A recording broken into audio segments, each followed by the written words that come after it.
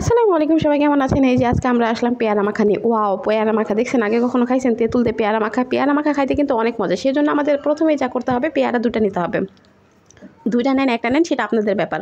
পেয়ারা দুইটা নিয়ে সুন্দর করে কাটতে হবে। এদিকে আমি পেয়ারা কাটতেছি, আমার ছেলে বলতেছে আম্মা আমি কাটবো না, আমি কাটবো না। বলছে তুমিও কাটবা? বলে হ্যাঁ হ্যাঁ আম্মা আমিও কাটবো। তো তুমি কাটো, তুমি পেয়ারা কাটতে পারবা? বলে হ্যাঁ পারবা। বলে হাত কেটে যাবে কিন্তু। বলে না আম্মু কাটবে না আমি পেয়ারা কাটবো। ওইদিকে দেখেন আমার ছেলে কি সুন্দর পেয়ারা কাটতেছে। তো পেয়ারা কাটা শেষ করে আমার ছেলে বলতেছে আম্মু এই পেয়ারাটা সুন্দর করে আমাকে কেটে দাও না। বলছি কেন, তুমি পেলে কাটতে পারবে, তাহলে কাটো। তো সেই পেয়ারাটা নিয়ে এই যে কুস্তি করতেছে, মানে তাড়াহুড়া করতেছে যে আম্মুর মতো পেয়ারা কাটতে পারে না। আহারে, আম্মুর মতো পেয়ারা কাটতে পারে না দেখে দুঃখে তার সীমা নাই। সে তারপরও চেষ্টা চালিয়ে যাচ্ছে, তারপর সে পেয়ারা কাটতে না পারে। ওই দেখেন ওর হাতে কাঁচামরিচ নিয়ে কাটা শুরু করে দিচ্ছে। বলতেছে আম্মু আমি তো পেয়ারা কাটতে পারি না, তাহলে আমি কাঁচামরিচ কাটি, ঠিক আছে? আমি বলছি না বাবা, কাঁচামরিচ কাটতে তোমার হাত কিন্তু অনেক জ্বলবে। বলে না না জ্বলবে না, আমি কাঁচামরিচটা কাটি আম্মু, প্লিজ। আমি বলছি না তুমি কাঁচামরিচ কাটতে হবে না, তুমি আমাকে দিয়ে দাও, আমি কাটবো নি। তারপর আর কি সে আমাকে পেয়ারাটা দিয়ে দিল। সে বলতেছে আম্মু তাহলে তুমি পেয়ারা কাটো, আমি দেখি চুপচাপ বসে বসে। আমি বলছি হ্যাঁ তুমি চুপচাপ বসে দেখো, আমি পেয়ারা কাটি। বলতে ঠিক আছে আম্মু, জলদি কাটো, জলদি অনেক মজা লাগবে। আমি বললাম হ্যাঁ তাহলে দাও কাঁচামরিচ। পরে আবার কাঁচামরিচ নিয়ে কাঁচামরিচ কুচি করে কাটতেছে। তো আমার ছেলে বলতেছে আম্মু কাঁচামরিচ কম হয়ে যাবে, আর দুইটা নাও। বলছে না আর নিতে হবে না, কাঁচামরিচ এত বেশি দিলে পরে আর খাইতে পারবো না, পরে দেখবো অনেক ঝাল হয়ে গেছে।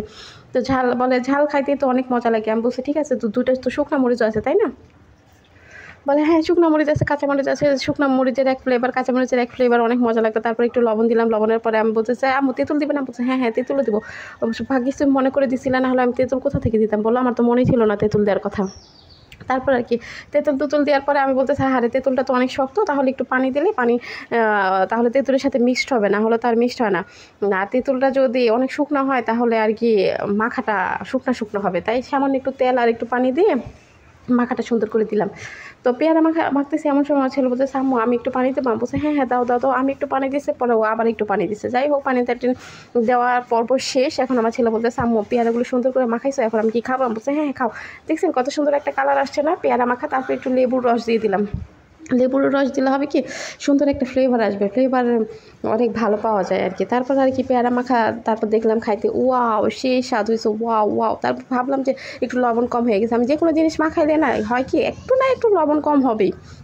আচ্ছা যাকে সেই ব্যাপার না, লবণ একটু কম হয়েছে তো কি হয়েছে, লবণ দেওয়াই যাবে। তারপর আর কি লবণ দিল, লবণ দেওয়ার পরে আবার সুন্দর করে মাখানোর পরে আমার ছেলেকে বলতেছিলাম আব্বু তুমি এখন পেয়ারা মাখা খাবে? বলে হ্যাঁ আম্মু আমি পেয়ারা মাখা খাবো, পেয়ারা মাখা তো অনেক মজা লাগে আমার কাছে। আমি বলছি তাই? আমি বলছি হ্যাঁ। তারপর আর কি একটা ছোট্ট একটা কাঠি নিয়ে এসে সেই কাঠির মধ্যে পেয়ারা ঢুকাই বলছে আম্মু আমি খাবো, একটুখানি জিভার মধ্যে বলে ঝাল। আমি বলছি কি ঝাল না তো অনেক মজা, তো খাও মজা লাগে তো। বলে না আমার ঝাল তুমি খাও, তুমি আর আব্বুই খাও, আমি খাবো না। বলছে না একটু খাও, একটু খাইলে তো সমস্যা নেই। বলে আচ্ছা ঠিক আছে একটু খাবো। তারপর আসসালামু আলাইকুম, সবাই লাইক কমেন্ট শেয়ার করবেন প্লিজ।